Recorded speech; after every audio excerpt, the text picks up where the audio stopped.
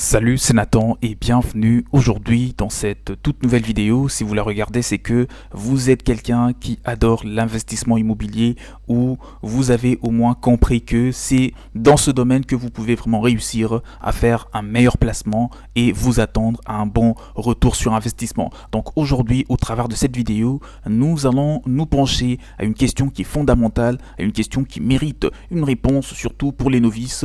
Et cette question n'est rien d'autre que l'immobilier est-il un investissement sans risque? Aujourd'hui, nous allons avoir le temps vraiment de répondre à la question pour que ça puisse vous rassurer et surtout vous orienter dans le but de savoir si vraiment l'immobilier reste toujours un placement qui est sans risque ou s'il faudrait combiner cet investissement avec d'autres stratégies ou même l'éviter carrément. Donc c'est vraiment ce que nous allons voir dans cette vidéo. Avant d'en parler, avant de décortiquer ce sujet, comme toujours, je vous invite à vous abonner à la chaîne, activez massivement la cloche de notification que vous êtes en train de voir en dessous de la vidéo dans le but de recevoir les prochains contenus qui seront publiés vraiment dans un bref délai et que ça puisse vous apporter davantage de la connaissance, davantage vraiment des informations pour vous aider à mieux réussir et surtout à mieux vous lancer dans l'immobilier. Et si vous voulez découvrir comment vous pouvez investir dans un bien sans aucun apport, si vous voulez découvrir comment convaincre une banque à vous prêter de l'argent pour investir dans l'immobilier, si vous voulez convaincre par exemple des gens pour adhérer à votre projet immobilier, voilà, ou même si vous avez juste envie de découvrir les stratégies pour diviser un bien, pour optimiser la rentabilité, sachez que je vous ai mis à disposition des formations et un guide PDF qui va vraiment vous aider à cet effet parce que dans ce document vous allez tout trouver concernant les informations essentielles pour réussir très rapidement dans l'immobilier. Donc revenons un petit peu à la question qui est: l'immobilier est-il un placement sans risque? Sachez que l'immobilier est vraiment le placement préféré de la plupart des gens, que ce soit donc sur le marché européen, sur le marché américain, africain, sur le marché asiatique, sur le marché de tous les continents confondus. L'immobilier s'avère de plus en plus intéressant parce que il y a des gens qui sont en train de s'intéresser, ou même il y a 10 ou 15 ans, il y a environ une décennie, voire 50 ou 100 ans, les gens avaient déjà compris que l'immobilier était un meilleur placement, mais ils ont mis du temps pour vraiment réaliser qu'il est possible de s'enrichir dans le vrai sens du terme si on applique connaissances et stratégies. Donc l'immobilier est-il un placement sans risque? La réponse c'est que déjà vous avez compris, comme je l'ai dit dans d'autres vidéos, il y a environ 70 à 80% de gens qui ont aujourd'hui réalisé qu'ils peuvent vraiment se lancer et faire fortune dans l'immobilier si bien sûr ils s'arment de patience, parce que l'immobilier c'est sur le moyen long terme. Si vous avez envie de vous enrichir rapidement, sachez que vous avez peut-être fait les mauvais choix. L'immobilier ce n'est pas ce qu'il vous faut, autrement il faudra peut-être que vous puissiez vraiment travailler très très dur et surtout avoir de quoi investir si vous voulez vous enrichir en une année par exemple, parce que l'immobilier, si vous voulez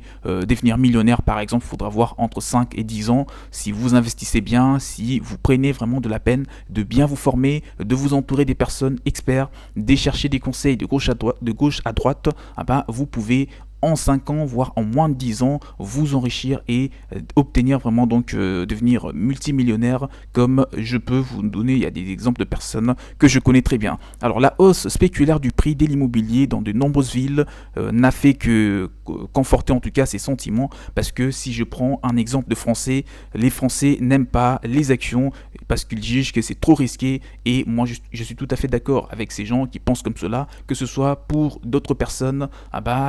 Sachez que investir par exemple en bourse, ça nécessite une bonne connaissance parce que vous êtes en train de mettre de l'argent sur un marché qui peut s'effondrer du jour au lendemain, alors que lorsque vous achetez un bien immobilier, c'est très rare que vous puissiez vous réveiller un matin quand vous dites que le bien immobilier a pris feu ou que le bien immobilier s'est effondré, d'accord? Et pourtant vous pouvez vous réveiller et quand vous dites que l'entreprise dans laquelle vous avez investi en bourse a fait faillite, et pourtant vous ne vous y attendez pas. Donc ça montre en tout cas à quel point investir dans l'immobilier est beaucoup plus rassurant que d'investir en bourse ou sur d'autres marchés.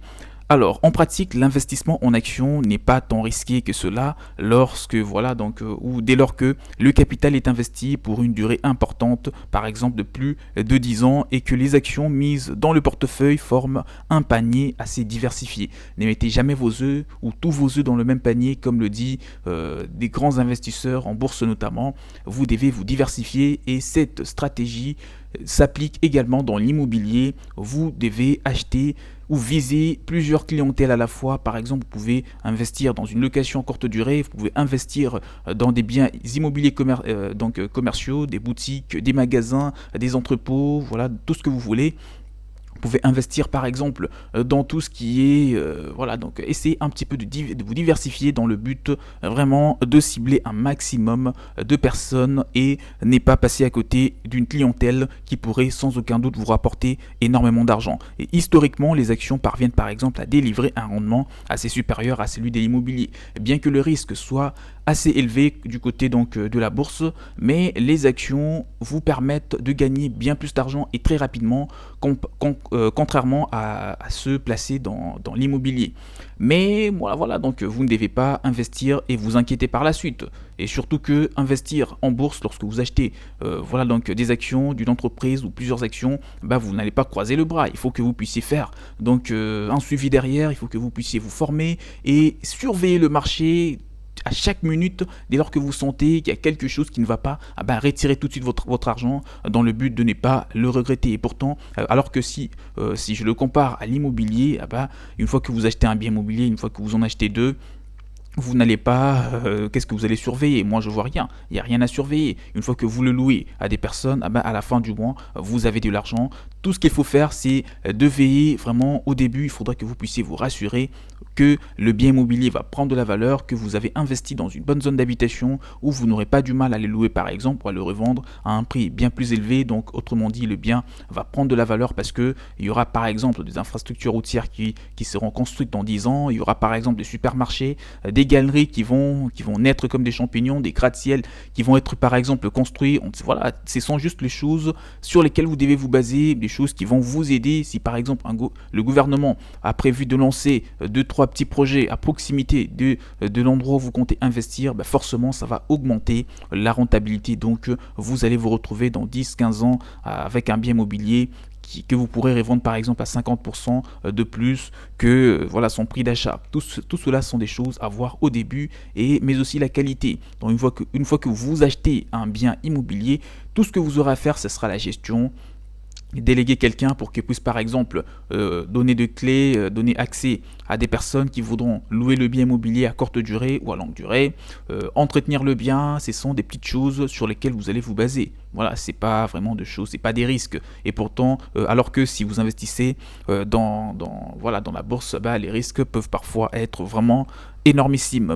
Malgré cela, sachez que les personnes préfèrent largement se tourner vers l'immobilier, d'accord? Bien que la bourse peut donner bien plus de rentabilité, l'immobilier est beaucoup plus tranquille et la rentabilité lentement mais sûrement va vraiment s'augmenter. Pourtant, si l'on remonte par exemple dans l'histoire récente, on se rend compte que l'investissement immobilier n'est pas du tout n'est pas du tout sans risque dans certains cas de figure, d'accord?